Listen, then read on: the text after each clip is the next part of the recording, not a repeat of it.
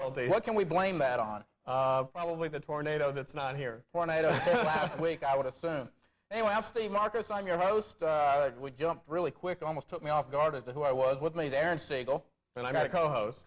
We got a great show tonight. We're going to review two films. What do we got tonight, Aron? Well, tonight, Steve, we've got Major League Part 2, and we've also got House of Spirits. All right, sounds like two winners. After that, we'll have our Critics' Choice. This week it'll be our favorite all-star comedies. And then we have a special guest. And who's coming on tonight, Aron? Well, tonight, Steve, we've got Lew Walker. He is he's an actor who's been in several films like The Firm, as well as Mississippi Burning. All right, sounds like a winner. Since we killed a lot of time there at the beginning, let's get going. Okay, Major League Part 2 is the film I'm going to do. All right.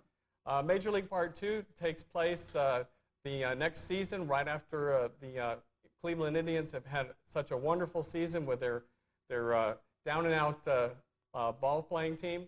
And returning to the team are some of our favorite characters from the original film Major League. What we have here now is a scene from Major League Part 2.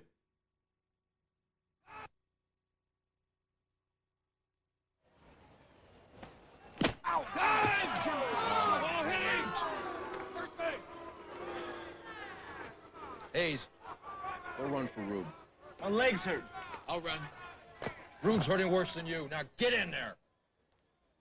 If the gutless wonder doesn't have to pitch, why should I have to run? Who you calling a gutless wonder, Tin Man? Tin Man? I got a genuine leg injury here, pal.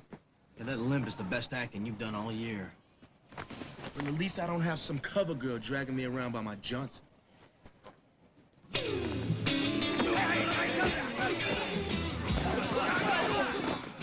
What are you guys doing? This isn't nice. Stay away from me. Don't touch me. Help!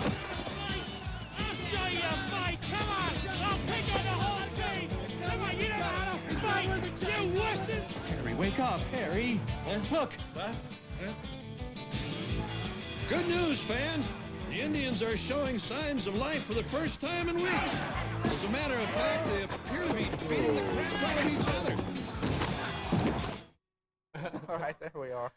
Okay, that was the sound from Major League Part 2. Steve, what did you think of this film? Well, we got, baseball season's here in real life. You might as well have baseball in movie life. We got the Cleveland Indians back. They pretty much got the same team as they had in the original movie and pretty much the same movie as the original movie. What we have here is losers that become winners, or in this case, I guess it was winners who become losers. Who become winners again. Winners again. Mainly, they start off as losers because they're no longer concerned about baseball. They got famous in the last movie. Now they're worried about their careers and their contracts and their new model girlfriends and their endorsements and everything else. So I think if this movie has anything to say besides trying to make you laugh, it's a commentary on the state of professional sports and the commercialism of athletes. On top of that, it's a good comedy. Well, it's very much success spoils people, and how some of the stars even didn't come back for this one. Wesley Snipes, who was in the original, was replaced by Omar Epps. Yeah, and Omar Epps did just as good. Yeah. However, if Wesley Snipes had been in here, Willie Mays Hayes would have been one of the main characters. That's true. I mean, Willie Mays Hayes has come back from doing action films and such. So I think that's just kind of a poking fun at Wesley Snipes, because I think that they were just a little bit bitter about the fact that he didn't return. I didn't get that, but yeah, everybody's back. Tom Berenger is back as the coach. He's playing now. He's coaching. He's too old. Right. We got Serrano, Willie Mays Hayes. And we have some new characters. One of them named Rube. Rube that always gets the proverbs wrong. Yeah, but he's one of the innocent. He's a new rookie, and he's the only one that can get everyone back on track to win because he hasn't been spoiled by this. And we also have, what's his face? Wild Thing. What's his face? Charlie Sheen. We got Charlie Sheen. Charlie Sheen is back as a Wild Thing, and luckily his offseason was a little bit better than the real Wild Thing, who they about killed over there in Philadelphia after he gave up that home run to Joe Carter in the World Series. I believe they traded him down to Houston for a couple old bats and a dozen balls. But that's a different show. That's real life. On top of that, I thought the movie was as good as the original, and whether that's good or not depends on what you thought of the original.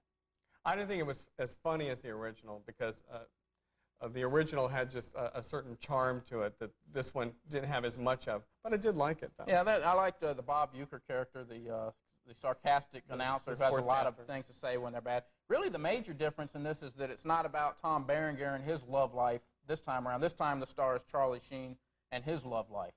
But like I said, it's funnier than most of the movies. In fact, it's funnier than just about every movie that's come out in 1994, which doesn't say much. And basically, you know, if you like the last one, you'll like this. It's the same kind of humor. If you don't like it, don't spend your money, stay at home if you didn't like the first one. It's as simple as that. That's true. What are you going to give this? I'm going to go with 2 stars on this. I'm going to give this film 3 stars. All right, so that comes out to 2.5 stars on our 4-star system. Now, let's cut to the chase and get on with our second film tonight. Tonight, also, we have House of Spirits, which came out last Friday as well. This is set in a struggling South American country. House of Spirits is an epic romantic saga that spans 3 generations. The film centers on Esteban Truba, who's played by Jeremy Irons. And it shows his rise from a humble cattle rancher to one of the country's most powerful men. He marries Clara, who's played by Meryl Streep, and together they have a daughter, Blanca, who's played by Winona Ryder. However, Esteban turns out to be not the ideal husband. In fact, he's a pretty callous individual and even a worse father, particularly when he vows to kill his daughter's peasant lover, Pedro, who's played by the new Hollywood sex symbol, Antonio Banderas, who was with Tom Cruise in Philadelphia. He was Tom Cruise's lover. Tom Hanks' lover in Philadelphia, excuse me. Also starring Glenn Close as Esteban's sexually repressed sister who moves in with him and then tries to seduce his wife. So if your problems at home are bad, check this movie out and it'll make your home life a little bit better. Anyway, we have a clip. Let's take a look at a scene from House of Spirits, hopefully. Sometimes I wish that Mother could have seen this. She would have been proud of you, Esteban. And to think, a little girl, I can hardly wait. But I don't like the way she walks around so much. The doctor distinctly told her to rest a lot. He also said she shouldn't sleep with you anymore. He said what? He said it wasn't good for Clara if you slept together during the rest of her pregnancy. He didn't mention anything about that to me. Well, I'm just telling you what he said. Anyway, I don't think it's good for Clara with too much excitement. It seems to me, Farrell, that you're interfering in matters that don't concern you. Good morning, Clara. Is all this kissing really necessary? Oh, yes, it is. All right, that's a scene from the House of Spirits with an all-star cast based on a book, 1985 novel by Isabel Allende. Yeah. And what's your feelings on this one? I guess you I thought it would never end. Would never end. I swear, I felt this film would never end because it just kept going on. And you know, just when you thought that these characters had been through hell, something else happened. You know, we went through 3 generations of Trubas, and they all had just like these quirks and idiosyncrasies. The performances were excellent, but the problem, I think, was the story. It just goes on and on and on, and it's just miserable. Well, the House of Spirits is one of those epic saga, you know, whatever, like the James Michener novels with plenty of romance and plenty of murder and scandal and all that other stuff that gets women to sit in front of televisions for a whole week long during a mini-series. Our female camera member out there is giving me the evil eye on that one. But yeah, you add another hour onto this and you would have a mini-series for the most part. You know, it is based on a novel. I haven't seen the cover of this book, but it wouldn't surprise me if the cover of this had Fabio on the front kissing one of those busty young women, because it is one of those type of romance type novel type things, one of those miniseries, James Michener epic historical background type things. I enjoyed the film. I wouldn't want to see it again, but I get the feeling it would be more of a woman's type movie. Well, it wasn't for the woman that I went with. She did not enjoy it at all. I mean, she was actually getting more restless than I was, because she was sitting there saying, what else can happen to these people? Well, a lot happens. It's 50 years of history. Things go on. The thing I liked about the movie was the historical parts of the film. It's technically not a true story. It's fictitious characters set in realistic type settings in a South America country. 2 things I didn't like about the movie was, one, I felt distance from this movie. I never felt connected with the characters and the stories. I felt like I was watching something I really shouldn't be.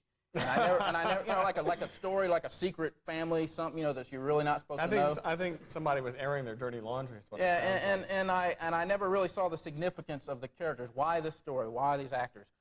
And why these characters, I should say. The other reason I didn't like it was the same reason I bashed the paper last week, because you just don't give somebody a personality trait that's more important in the film. That gets the name House of Spirits because Clara has psychic powers, right? Right.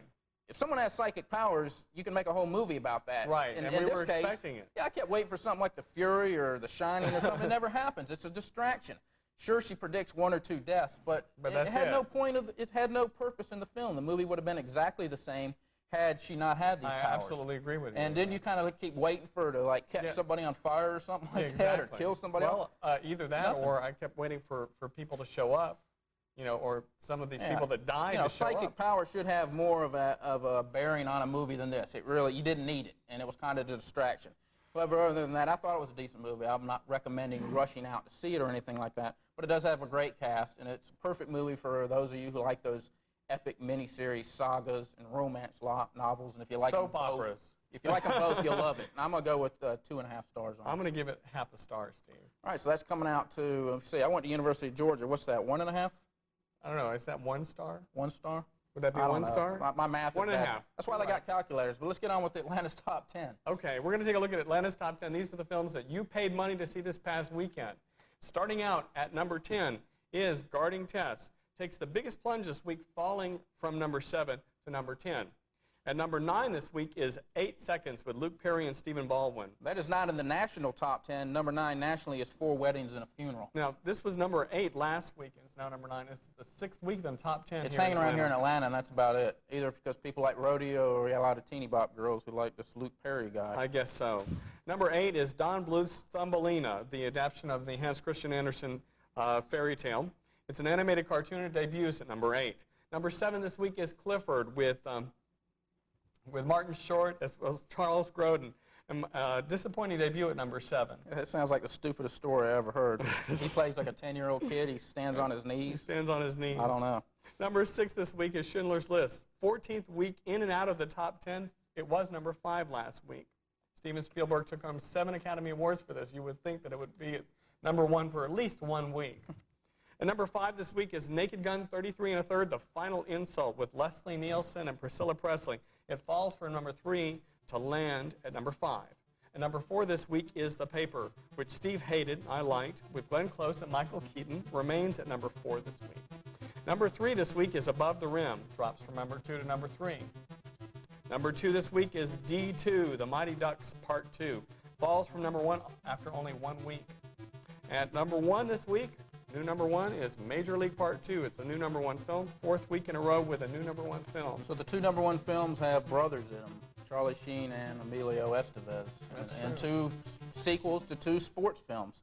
No longer in the top 10, Ace Ventura lasted 8 weeks, got as high as number 1. Monkey Trouble lasted 2 weeks, got as high as number 4. And Lightning Jack lasted 2 weeks, got as high as number 2. And miserable outings for Jimmy Hollywood and and the House of Spirits, not even close. Those are miserable. Do you know what else I saw Jim Carrey in recently? What? Is Peggy Sue Got Married. I had no idea that he was in that. He was in that with Nicolas Cage. All right, we got a phone call. Caller, you're on the air. Hello, caller? Hello? Caller? You're on the air. Oh, well. Try back with us. Anyway, let's get on. Like I said, each week we do a Critic's Choice. Our Critic's Choice is for the purpose of giving you suggestions when you go to the video store for all of you who have seen all the new releases. Well, here's a couple old ones that you might want to go back and check. Aaron, what are your favorite all-star comedies? All-star comedies. I have to start with my number 3 favorite, which is It's a Mad, Mad, Mad, Mad World. Came out in 1963, was directed by Stanley Kramer, had an all-star cast at the time, featuring Milton Berle, Buddy Hackett, Ethel Merman, and a cast of others, several famous comedians. Several famous comedians, including the Three Stooges, make a cameo appearance, and it all involves a scavenger hunt, a race to beat the clock. The number 2 film came out in 1976, was directed by Robert Moore, and was written by Neil Simon. It's called Murder by Death. It stars Peter Falk, Peter Sellers, Eileen Brennan, and a cast of others, where Truman Capote invites several people into his castle for a night to figure out who has killed him. And my number 1 all-star comedy came out in 1985, was directed by Jonathan Lynn. You might remember him from My Cousin Vinny. It's called Clue. It was adapted from the board game of the same name. It stars Tim Curry, also has Madeline Kahn, Christopher Lloyd, Eileen Brennan, as well as a cast of others. It has, when it was released in the theaters, it had several different endings, 3 separate different endings. It's a good vehicle for Tim Curry. It is based on the board game. And those are my top 3. All righty, my 3. Third just came out in 1980, Caddyshack, with Rodney Dangerfield, Chevy Chase, Bill Murray, and Ted Knight. It's basically the slobs against the snobs down at the Bushwood Country Club, a wealthy Wasp golfing haven. Out of all these comedians, it's Rodney Dangerfield who steals the show, known mainly for his self-pitying stand-up comedy routines at the time. He literally embarrasses some of Hollywood's top comics. He has us laughing in the aisles every time he appears on the scene, and he leaves us begging for more of his sarcastic one-liners and poignant insults. Without Dangerfield, Caddyshack probably would have been a mediocre film, but he makes it all worthwhile. Second favorite came out in 1967. It's The Graduate, with Dustin Hoffman, Anne Bancroft, Catherine Ross, and Murray Hamilton. Nagged on by his family to date Elaine Robinson when she comes home from summer break, the young Ben Braddock instead finds himself seduced by her mother, Mrs. Robinson. This is an all-star comedy, Steve? Yeah, Graduate's a comedy. Now, Mrs. Robinson forbids him to date her daughter, but he has all these pressures on his family, so he tells Mrs. Robinson, I'll just take her out once, and that'll be it.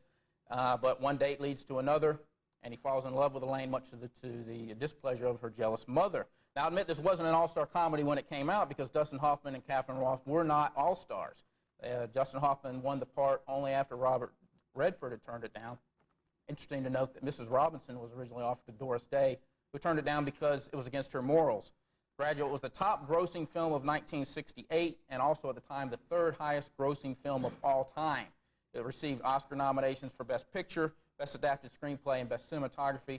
Dustin Hoffman was nominated for Best Actor, Bancroft for Actress, and Ross for Supporting Actress. Mike Nichols won for Best Director, one of the few directors to ever win when the movie's not nominated. Strange enough, the Simon & Garfunkel soundtrack received no nominations, yet it won a Grammy for Best Record of the Year. There's a 25th anniversary edition of this out now. It has interviews with Dustin Hoffman and Mike Nichols and a short documentary. So if you haven't seen it in a while, check out this 25th anniversary edition. And my favorite all-star comedy is 1982 hit Tootsie, which also stars Dustin Hoffman, has Jessica Lange, Terry Garr, Charles Durning, Dabney Coleman, and Bill Murray. Also, Gina Davis makes her film debut and has a handful of scenes. Out-of-work actor Michael Dorsey lands the role of a female hospital administrator on a soap opera after he auditions dressed up as a middle-aged spinster. To complicate matters, he falls in love with soap queen Julie Nichols, but he can't reveal his identity for fear of losing his job. Eventually, she begins to think that he's a lesbian.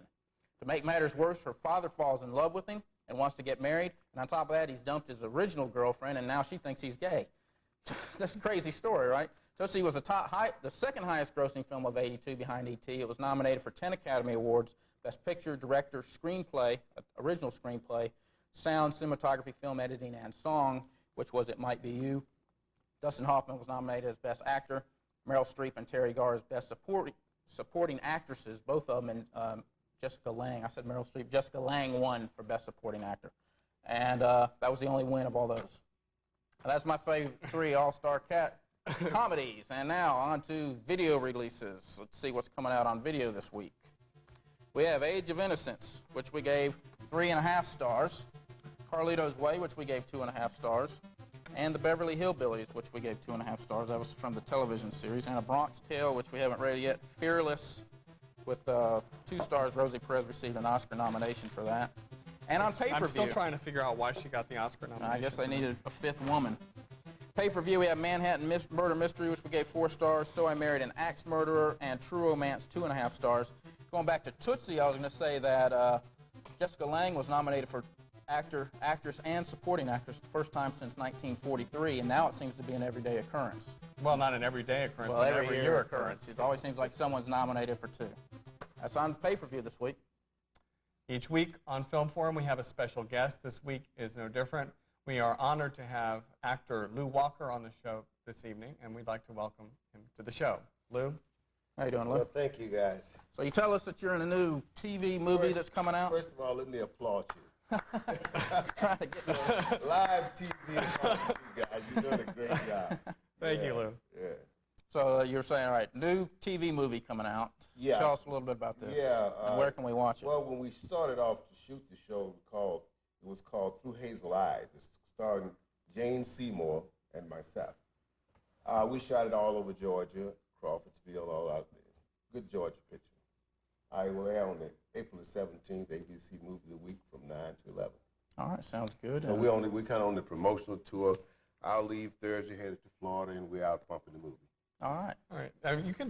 Can you please tell us, because I'm sure everyone at home is probably saying to themselves, well, I've seen this guy before, but what have I seen him in? And so can you give us some of the roles that you've done so that our audience won't be like befuddled here? Well, you know, the great part about what I do as a character actor is change characters. I was in The Firm. Now, what character did you play in The Firm? Well, I really taught Tom how to bring the firm down. It was really overcharging me, so I told him, you know, it was a crime. It was against the, postal crime. I remember that one. So you remember that piece? Yeah, I remember that one. And I cooked the grits in My Cousin Vinny. I played the old guy with all the gray hair and everything. And in the heat of the night, I had an ongoing character when we first came out with it. I was Carol O'Connor's buddy. I played the barber. In Mississippi Burning, I had the family, and they burned me out, and they hung me. Now, we actually have a scene from Mississippi Burning with you in it. Yeah, I think so. Let's maybe take a look at it. Yeah, let's see. Maybe take a look Let's at see if they're up on their guard there. Yeah. Now, I wonder if they have. We have that ready to go. Here we go. Yeah, there we go. A few questions. I don't suppose you can tell what kind of flower these are, could you? Much longer do we I've been seeing them all over the place here, and never saw such a darn pretty plant. They're trumpet pitches. Trumpet pitches. They're beautiful. Really are. They don't smell so good, but they're pretty. It's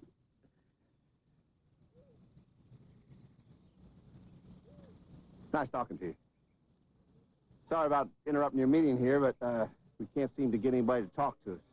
Just zip up, like my mama used to say. The reason people don't want to talk to you is because they're afraid it'll get back to the law. We are the law. Not around here, you ain't. We were sent here to find out what happened to those 3 boys. They were here to help you. It ain't colored folks you should be talking to. Who should we be talking to? Come on, You start. All right, that's a scene from Mississippi Burning. I was going to ask you, what's it like to work with a director like Alan Parker, who I think is the master at creating an atmosphere of a time and a place? And also, I know a lot of people gave him a lot of crap for this, for distorting the story. Well, I think as from a performance point of view, you get involved in your role, and it's your job to do the character, to bring the character alive. I try to stay away from getting involved in personal feelings about directors. I direct myself. I try to make sure that I'm doing what the director wants. In film and television, you have to make sure you got that connection. It's such a close medium. Everything is so tight, and you must make sure that you are performing to the level that the director wants you. You're making it believable. And once you get that rhythm and you get that chemistry going with the director, then you do your work. You try to stay away from I do, personally. I don't get into, well, this is the best director or she's not a good director because she's a woman. I just, as a performer, I bring my craft to the show to do the job that I'm hired to do. Are you originally from Atlanta? No, I moved here from Chicago. I'm originally from a little town in Alabama. Bessemer, Alabama, right below Birmingham, but I went to circuit. I'm in Chicago, New York. And so back you went all the way around to get to Atlanta. Yeah. When did your career in acting start, and how did you start? How did you get I've been foot at in the this, door? I've been at Give this. some people some advice out there. I've been at this for over 25 years. I mean, when there was no real roles for blacks, you know, I started off as extras. I did extra in commercials. But it's just something you gotta want to do. And people say, well, why are you moving to Atlanta? Well, Atlanta, over the last 20 years, has been one of the top markets in this industry. We have a great film commission. We have great locations. We have great technicians. And I guess I'm using my film commission hat because I sit on the board. But no, we have great people here now. We have great crews. And we who stayed, a lot of guys, once they started getting some work, they left and went to L.A., they went to New York. But a lot of us old-timers stayed, and now we have a great industry, and we're enjoying it. We can stay at home. We can work, go out to L.A. and work. I go wherever and work and come back home. I love Georgia. Sounds great. So is there like any advice as far as how do you get into acting, as far as people struggling? Who should you train with? Well, I think one thing, you should train with people who are in the acting business. Unfortunately, when you're trained in the theater, it removes you so far from the film and television. So you need to be trained by professionals who are in the film and television industry, who are working actors. Those are your best trainers in film and television, because it's such a technique. All right. Because stage acting, I suppose, is very different because of the, I guess, the screen presence. We have to project your voice. Well, you yeah, and overemphasize seeing your stage emotions. acting, everything is so large. Yeah. Where when television and film, everything is so close. We call it, it's like making love. Everything is tight, but you still must project it.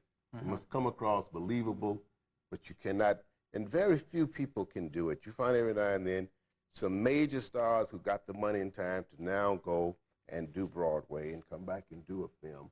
But working actors like myself, you're constantly trying to find the next film, find the next TV show. If you work in a theater play somewhere and the show come up on TV, you're frustrated. You see what I mean? Yeah. So you got to be true to your craft, and I'm true to my craft. I stick to film and television. All right. Sounds great. Well, we're about out of time here. We want to. Well, thank you guys for having me on. Yes. All right. What's coming in the future after this? Anything? You got anything? Big movies here in Georgia coming up? Well, we have some things on the board, but right now, presently, I'm in the process of starting to produce my own TV pilot. I have a studio out in DeKalb County, so I'm getting ready to start producing my own TV pilot. DeKalb County, where at? Yeah. Right out there in the Snapfinger Woods industrial area. Oh, wow. That's where we shot Our Fly Away. Well, I'm right on the next street there and have a studio there. So we have a lot of films going on all over the state of Georgia and studios popping up. So we, like I said, we who stayed are trying to make this an industry. We feel real good about it. And thank you guys for having me on. And Glad to have you. Hope you take a chance on our show on April the 17th and look. All righty. Okay. That's all the time we've got. We want to thank you for coming on. Be with us next week on Film Forum, when we'll have a special guest involved in the film industry. We'll have 2 feature releases, and we'll go over the best and worst of the winter season. See you next Tuesday here on Film Forum.